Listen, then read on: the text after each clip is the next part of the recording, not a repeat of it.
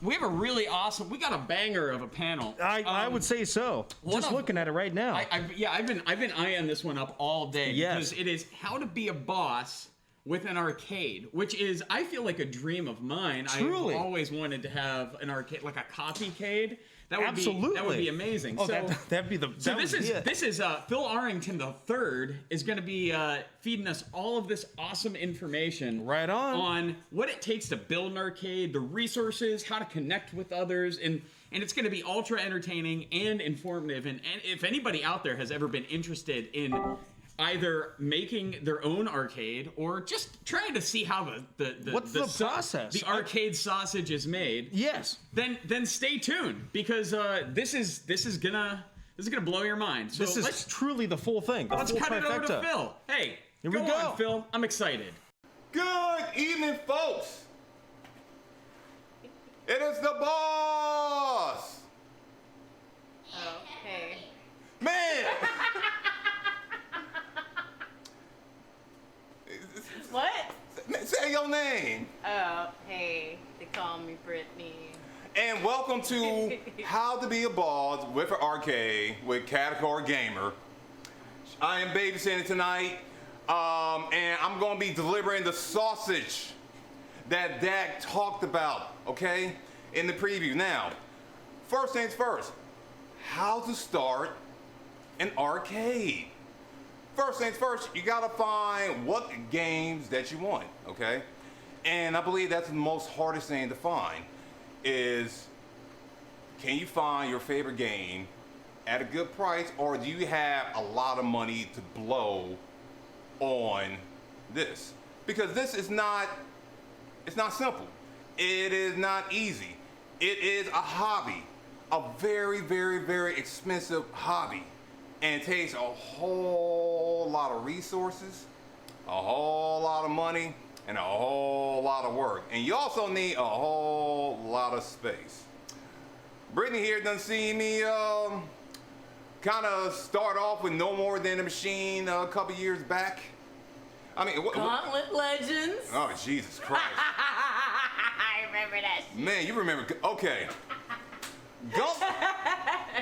So Gauntlet Legends was one of the very first machines that I bought. I bought it at super auctions for $75.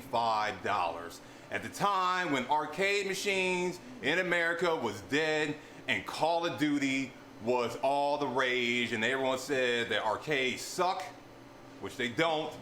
And games like those, which cost thousands of dollars today, were only worth $75. It was awesome. It was dope.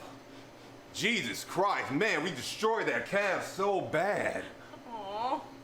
And we weren't trying because we were just happy to have a cab, but if something blows up, where do you go for the resources to help you figure out why it blew up? And you know what? I mean, we did go, me and my tech buddy, C-Block, Cock Block and Eric, we did go on these forums and discover, oh yeah, I need to cut this off. And we discover, Professional. yes, I know. Come on, boom. Now, and we discovered the resources to repair it. The problem is we still didn't know what to do. So what ended up happening is a transformer died, okay? And we thought it was just unsimple, hey, we just switched the transformer with any old transformer.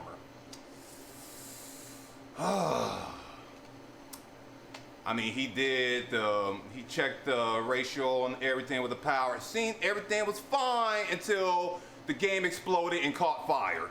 In my mother's garage, it was awful, it was terrible. I felt bad. Adrian, what you feel about that?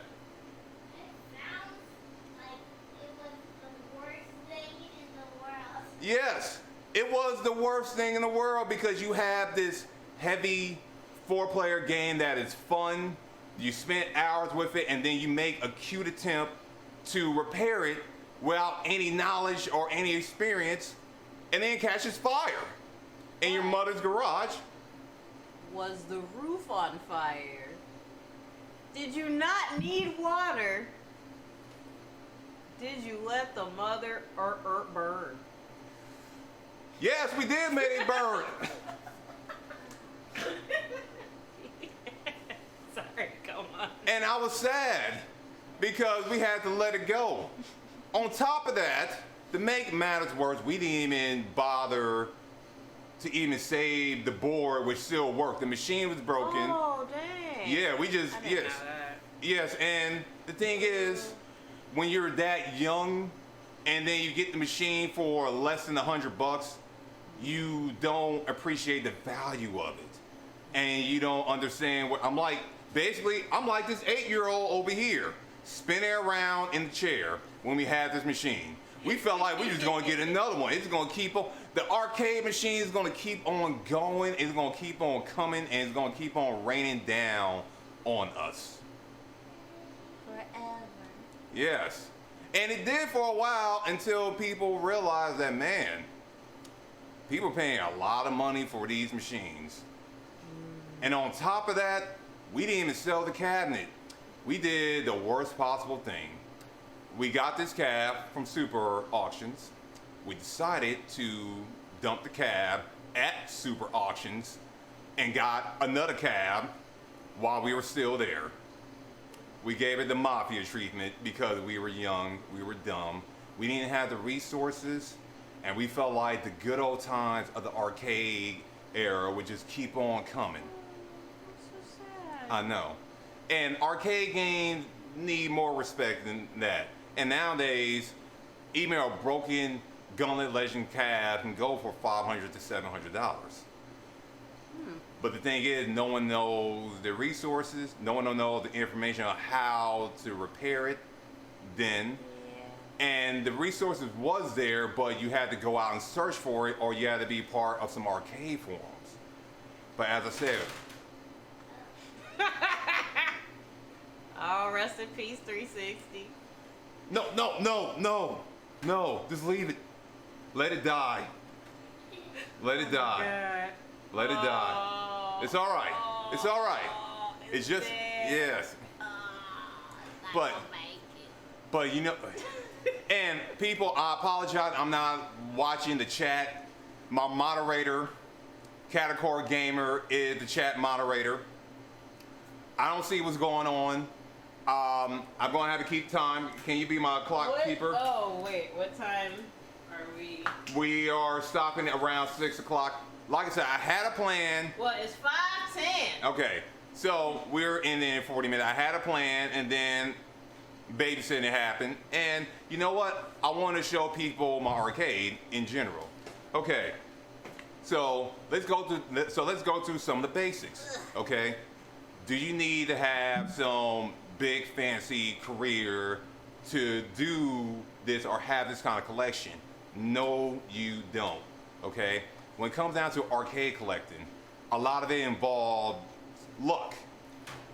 Being at the right place at the right time and having the cash on hand to get the machine that you want. Okay? One of our head bosses wants a Sega R3600. Okay? That is basically a 6-figure arcade machine that spins around in the the R360. It's a rare game by Sega. He's ready to spend $100,000 on a game that's 30 years old right now, anytime, because that's something that he wants. That is something that he always wanted as a child. Not those cabs like that don't come every time. And one of the hardest things about having an arcade is cabs gonna come up at the right time when you don't have no money. Times like these during the pandemic, it's unfortunate that a lot of places are closing down or a lot of people are selling their machines. You will have to make sacrifices. You're gonna have to make a choice. Do you want to eat or do you want this machine? And if you want this machine, do you have enough resources to survive, and is the sacrifice actually worth it? For my arcade, a lot of my machines in here, which is plenty, a lot of it came from just me just wanting to have it. And I don't have some fancy career. Actually, I'm a low-wage gig worker that just delivers food to other people. So you can say I exploit lazy folks that don't want to shop their own groceries or pick up their food or can't find someone to move their stuff. This doesn't require a lucrative career to start this, okay? In fact, I gotta give a shout out to MAGWest. MAGWest is the reason why MAGWest and Damn It Jill, mainly Damn It Jill, but MAGWest is the only reason why the House of Phil, which is this arcade. Oh yeah, hey, you can come get your tablet now. I'm pretty sure it's charged. Okay. I know you're being a moderator, but you're also an 8-year-old child. There are child labor laws against me doing this. What about I do it on camera so I still keep track? Yeah. I'm teaching my goddaughter now how to be a streamer. If you start them off young and they can get over, you know, the trolls, the pressure of being a streamer, by the time before they're 18, they'll have this all down, they'll have thick skin, and they will still be human, but be able to handle all the people that are trying to harass them and take them down. It's too late for me. But anyway, MAGWest was the people that gave me the shot. And back here, when we did the first MAGWest in 2017, the only machine I had was this nice little pump it up one, the Dance Evil one, and that was it. Okay? That was it. Oh man, that's true. Oh yeah, and also I brought an ITG machine that belonged to someone else.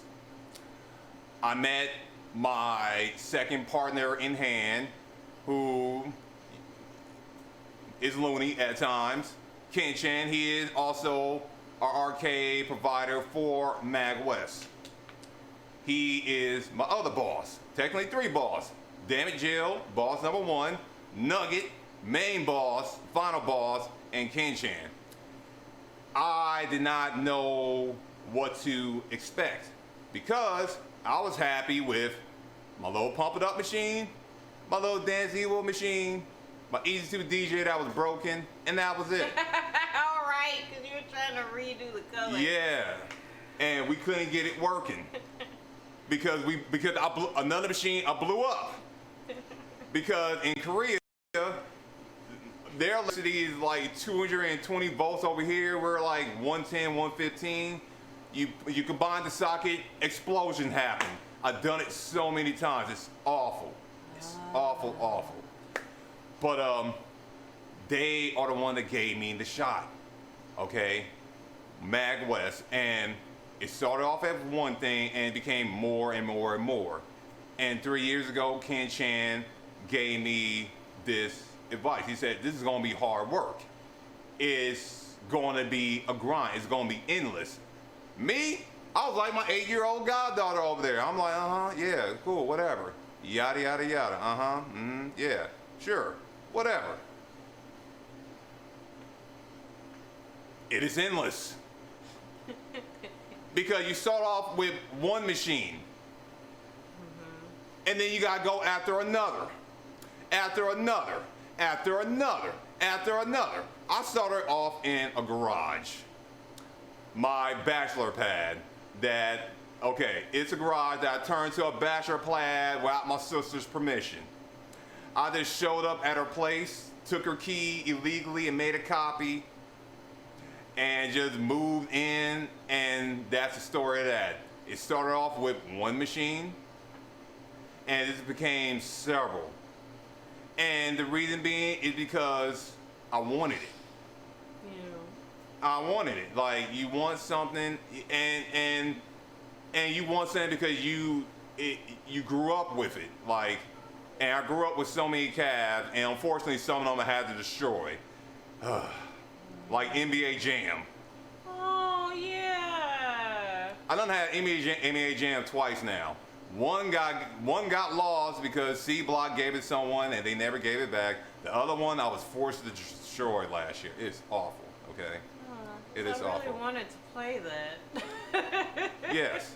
And you think, and most people sit there and say Arcade 1-Up replaces the genuine arcade cab because it's smaller and it's emulation. No, it did not. All it did was make people want the real thing even more. And you think prices drop down? No, it is skyrocketing. So I could still find a golden axe, like actual cabinet, because yeah, I would take that over a replica. Of course not.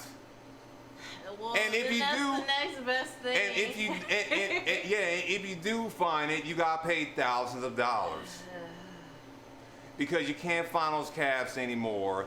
And the console. I want it. The console bubble has burst, given the fact that the last Super Mario went for 6 figures.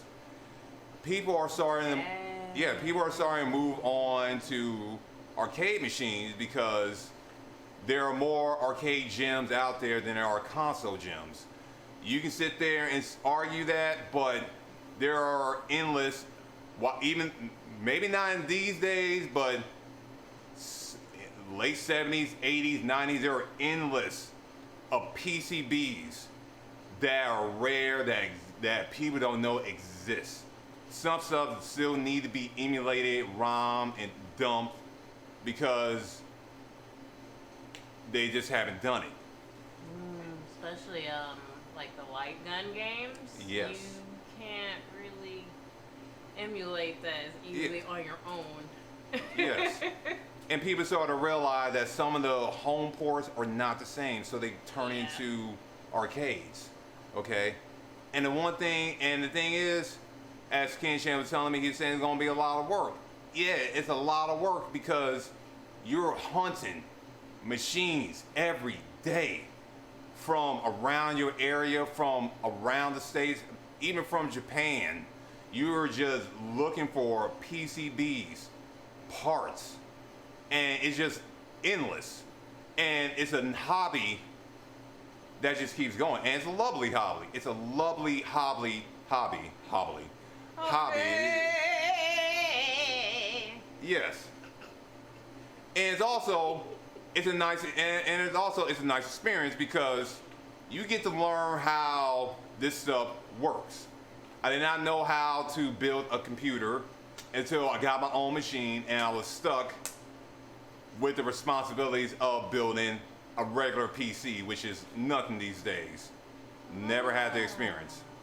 But you either pay thousands of dollars for someone to do it for you or you figure it out yourself.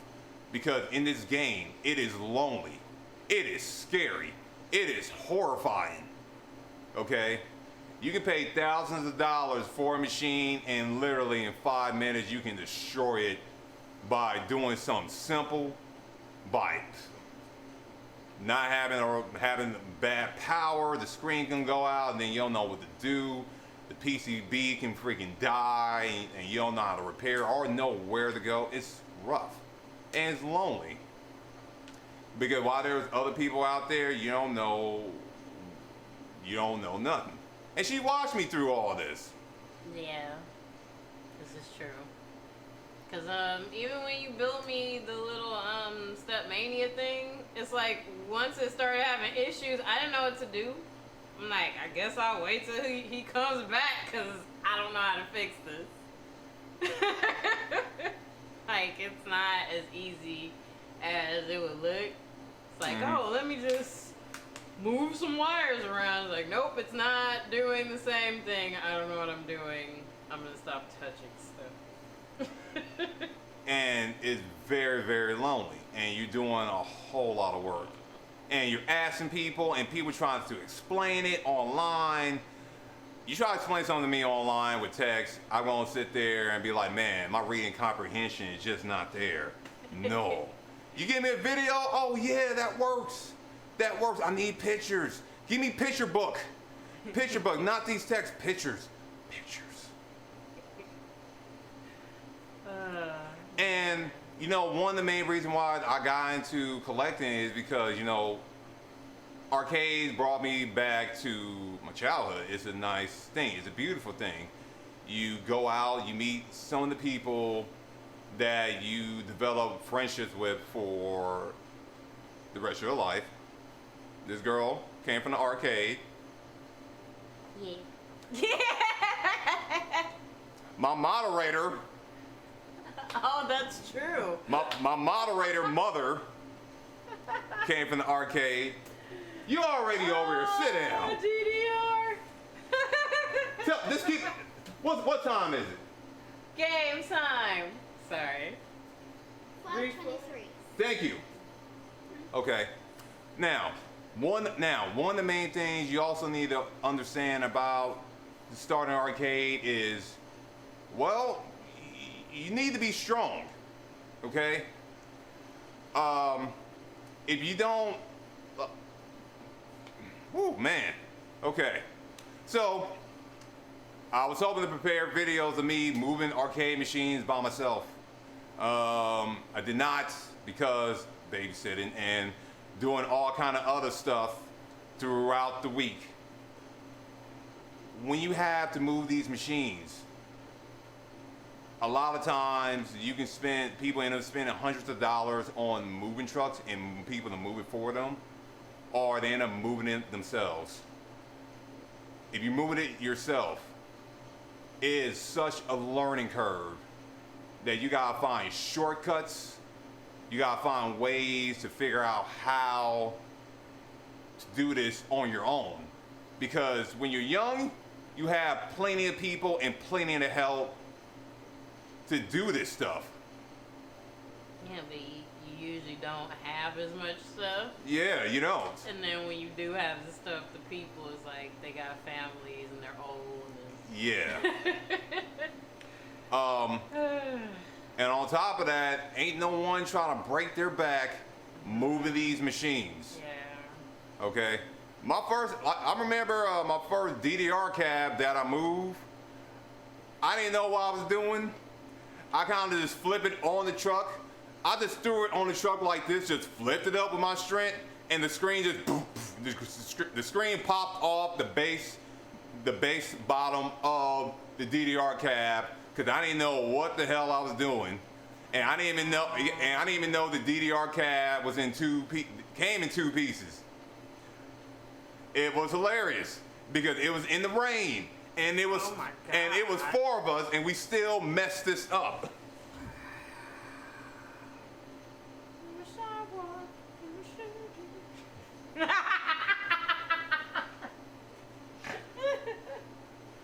Oh man.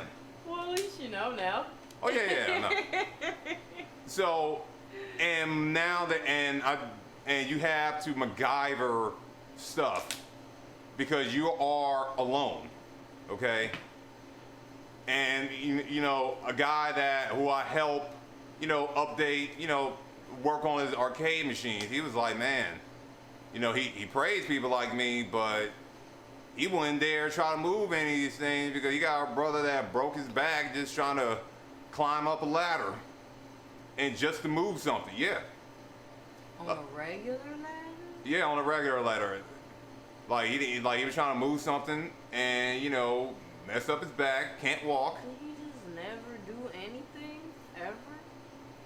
I feel like he didn't, but you know, the guy who I work with, he was like, man, I wouldn't do. He had his own arcade in his own home, yeah. And he was like, man, I would never move these machines. I love collecting, but I would never move this machine. That's because he got the money to pay someone to move them. And he said, I don't want to hurt myself because he didn't see people hurt themselves before. I didn't have machines falling on me, damn near crushing me, and you're alone when that happens.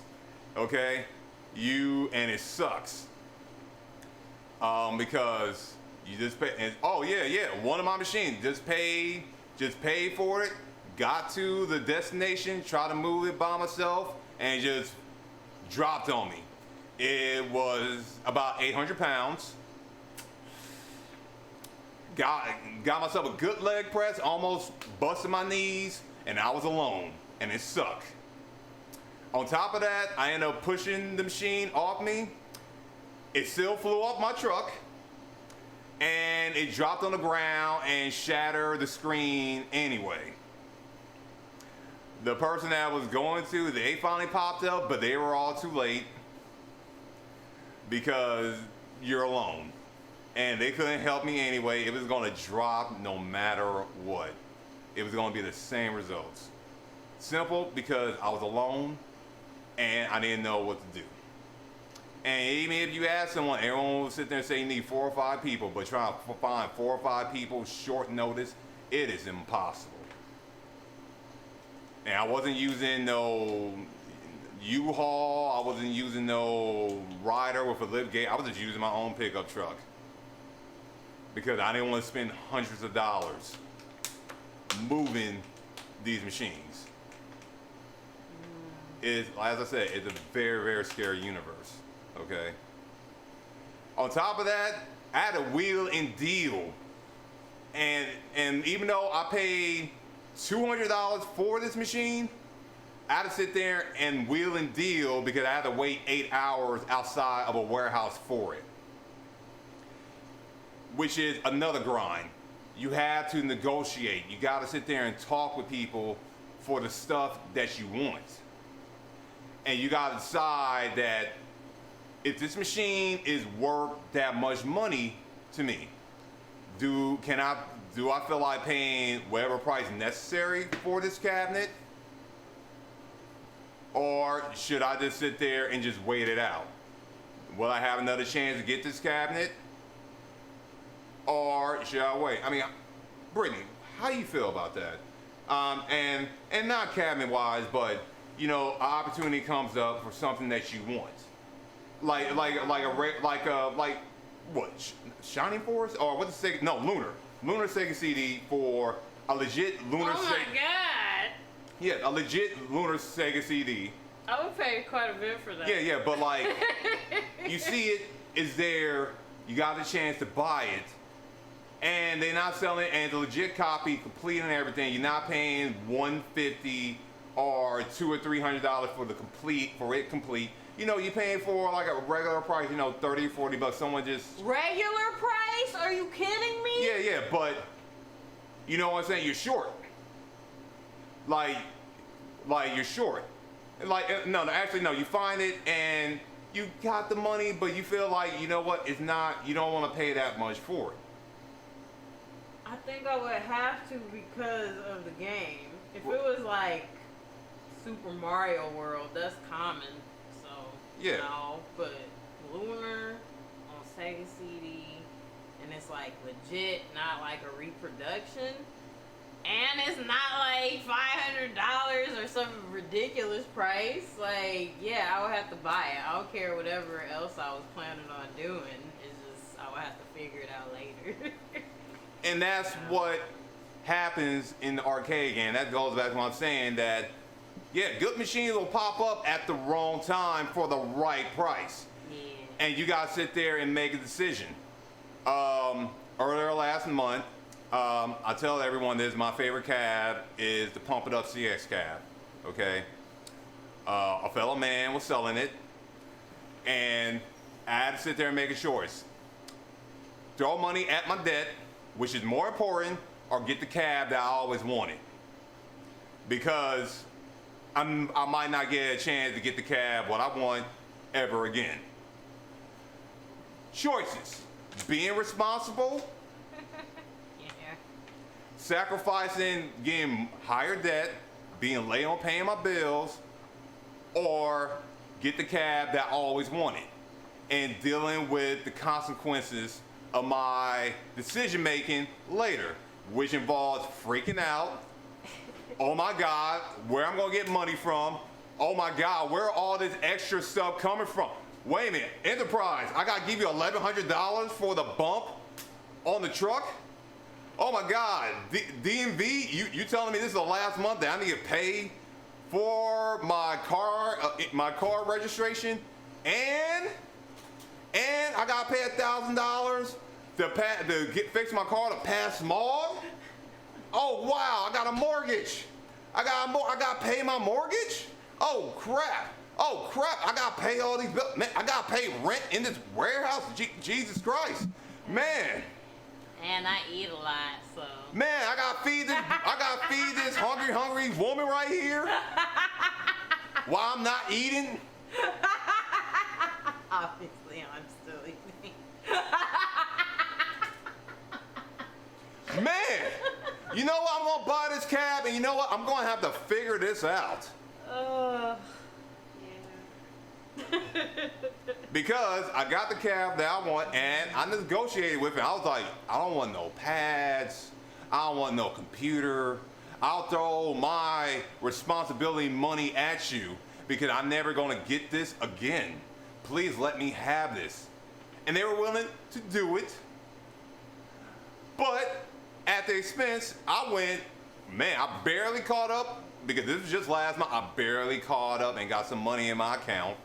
But I had to pay rent. I had to pay mortgage.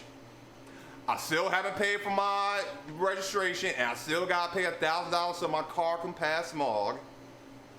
You got to make hard decisions, and because for the game that you want, especially in the arcades, whether it's an arcade cabinet or a PCB, you're gonna have to make decisions. You're gonna have to make sacrifices for what you want, because it's not like before where, oh yeah, I can get this anytime I want.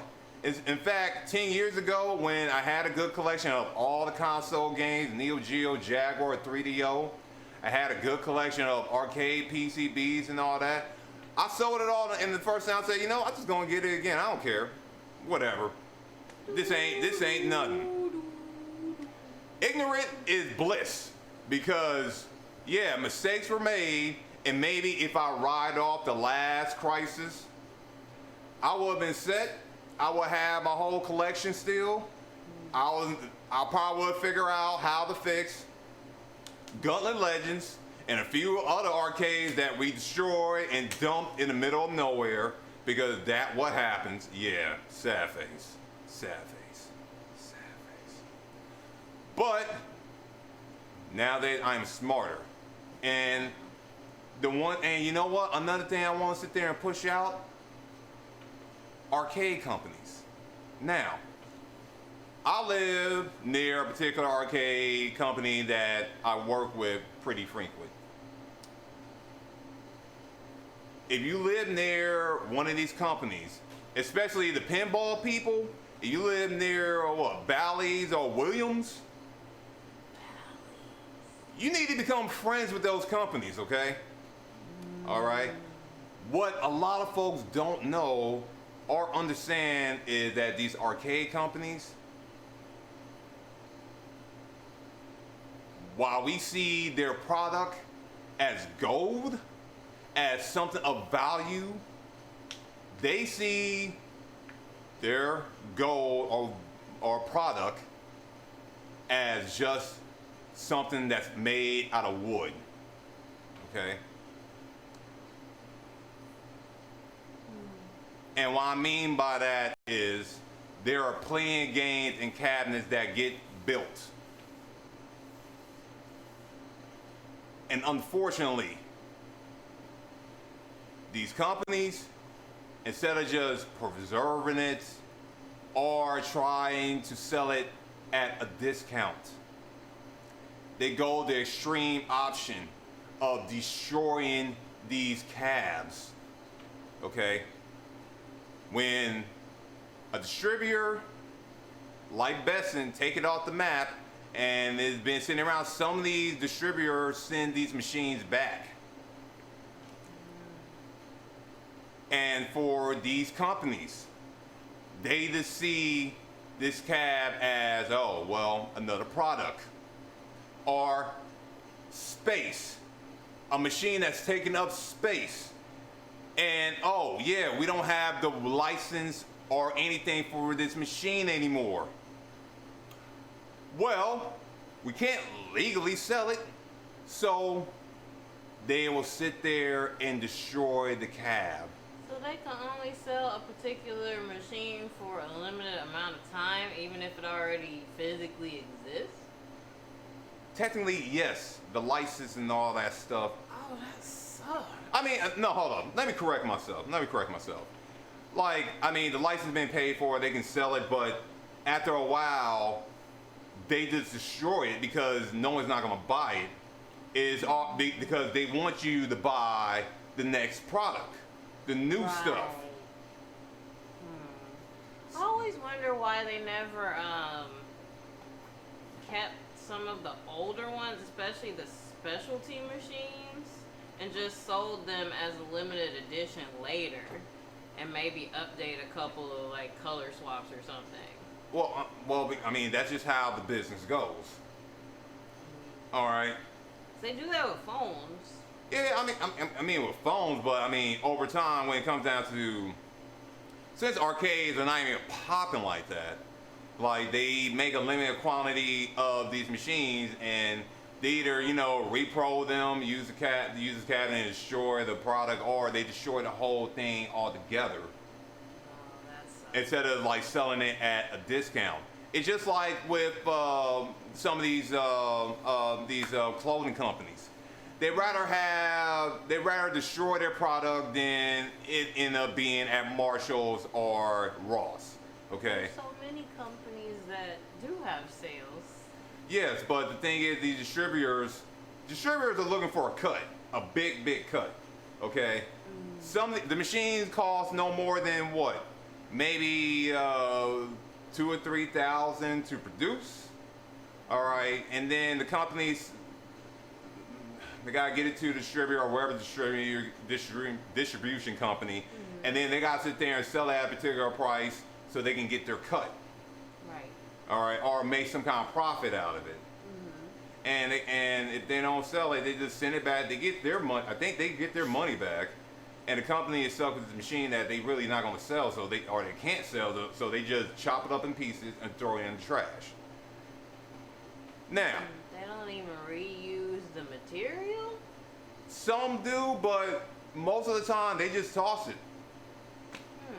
They just toss it with no care in the world because they already on to the next machine. I'm glad you survived. Oh no, this machine gonna get destroyed in the future anyway when they're done with it. Okay. No, but this one survived. And especially with the pinball, with the people in the pinball business, man, some of you guys can actually go and talk with these companies and just learn. Or you can go and do dumpster diving, which I do a lot, because most of these companies, they don't care. They just see it as another product. When the product is done, it's trash. They are throwing it they're destroying it and throwing it in the trash. And anyone is welcome to go, while being safe, clean, with a mask, with some gloves, with some strong steel-toed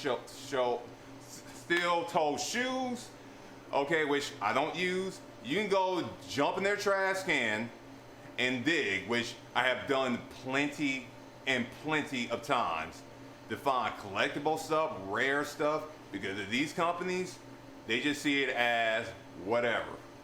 It's nothing, it's just another product. We're on to the next one, while all of us, we see it as gold.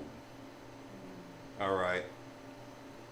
The next thing I want to talk about, oh yeah, hey, moderator, what's the time is it? What's the time? 5:42. 5:42, man, we are almost done. Yeah, you said a lot of things. Yes, now, let's talk about the space that I'm in right now. It's hot. Yes, but this is a space. When it comes down to being collectible, you need a nice little home with a whole lot of space, or a nice garage space that's dedicated to arcade cabinets. Otherwise, you're just gonna have arcade machines all over your house, and your significant other gonna be questioning you when you keep adding stuff more and more and more, and when you want to add something else, your significant other ain't gonna say no, but they're gonna inform you about the space and how that it might be getting out of control. They don't want to stop you. For some, they'll sit there and say, no, you're not spending no more money on the cab. In fact, one of my last deliveries, the dude did not inform his wife that our arcade cabinet was coming. In fact, we had to be stealthy on the move. And he was glad that there was a sign that said broken cab because she didn't know how much he paid for it. This was also a brother, by the way. He was like, yeah, my wife ain't gonna know nothing. Good thing y'all kept the sign on. We had to sneak in through the back, roll the machine through his yard and put it in the back. And he was hoping and praying that she don't even notice that there was a new machine next to the other machines. He did an arcade caper. Oh yeah, we did an arcade caper. If your significant other, whether your significant other ain't down with all the machines, you gotta do some sneak moves to Oh my god. put in machines and act like it was always there.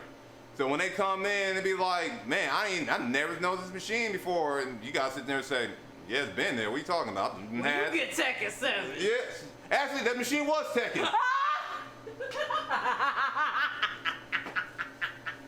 We just wheeled it in. Oh, It was a, perfect. it was a Tekken 7 cab. Oh my god. And we wheeled in. I don't know if she would notice that it was a Tekken 7, I think I would notice. but Pretty unique looking. but you know, because and we had to do this. We did this at 6 in the morning. 6 o'clock in the morning. He was like, "Yo, shh, wife's still asleep. I don't want her to know. I ain't gonna tell her ass either." What's up? Just like Adrian, I don't want you to know. You don't need to know. In fact, when I put something there, it was there the whole time. You just been blind the whole time that it was there. You wasn't paying attention to it. I did sort of hear it, but I didn't. Yeah, you might have heard something coming in, but you didn't see it. That was just me moving stuff because you know what? These other arcade cabs was blocking this arcade cab. I done had people that done had these conversations. Because if you don't have the space, you're going to have to make space, or you're going to be telling your significant other that this machine been here the whole time. Yes, Metal Gear Arcade has Yeah, been yes. here the whole time. Now, with me, I started off with a cab in my bachelor pad, as well as 2 or 3 storages. And I kept on bouncing from storage to storage because they raised the rent every 6 or so months.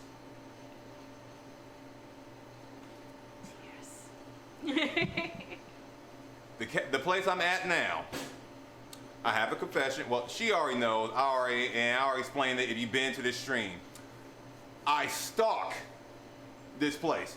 Most people when they hear stalkers, they hear about stalking, people getting stalked, people being creeped. Restraining orders. Yeah, restraining Are not effective against stalking. Not really. Sorry. Brittany did not know because I eventually found myself another warehouse to 50 miles away. That's another thing. If you're gonna go the warehouse route as a collector, it is nice to have a warehouse, but it gotta be 20 miles away from where you're living. Otherwise, you are driving a lot, you are spending a lot of gas, and you're tired, and you're not putting in the time and work that you want to at a place. Because my first legitimate warehouse was 50 miles away from where I was sleeping. Well, that's like LA traffic though. Like Yeah. if you're in Nevada, that might not matter as much because you can cover a lot of distance pretty fast. Yes, but when you're in LA, 50 miles is a whole lot of distance, especially when your whole work in LA. You going down there, you working overnight, and then you gotta get to your gig at like 8 in the morning, and you gotta leave the place where you're at 5 in the morning because it takes 3 hours to get over there because the traffic is that bad. Yeah, it's like taking a bus. Oh yeah, oh yeah. On top of that, the place I'm in now, while at the other place, still paying rents with another year lease, I was looking ahead in the future about finding something in LA because I was tired of the drive. While it's cheap to go 50 miles out to find a big space for cheap, you are burning yourself out. You are killing yourself. You're not seeing your machines as often, okay? On top of that, if you're taking machines to shows, because as I said, MAGWest gave me the shot. When opportunity comes, you got to take it. You got to snatch it, and you got to make your presence known. But as I'm going back to property, I was stalking this property. Because this is the property that got away, and I'm not going to get into that story. But Yeah, I guess it was in there. yes, but the place I'm in, I have plenty of space, and it's worth the money because I'm paying in LA County. I'm not 50 miles away. I'm actually in Los Angeles County. I am paying $1.10 per square foot for this unit I'm in, and this is a 1,500 square foot unit, and I'm paying $1,600 a month for it. That is unheard of for right now, because right now a 1,500 square foot place costs about $3,000 plus. I mean, people pay $1,500 to live in a shoebox here. Yes, and this place is basically, well, I mean, man, I didn't even get to the boss point. Man, I've done so much talking